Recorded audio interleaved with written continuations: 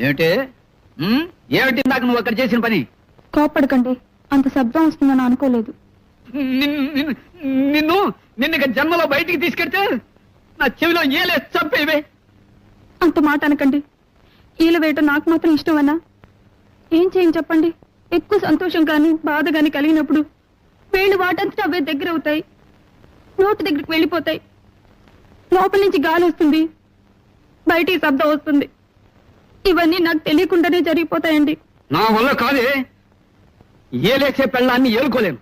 ఇవాళ రేపో వకీల్ గారిని కలిసి నీకు విడాకులు ఇచ్చేస్తాను. అంటే ఏంటండి? కోర్టు వారు నీకు నాకు ఇక ఏ సంబంధం లేదని కాగితం ఇస్తారు. అది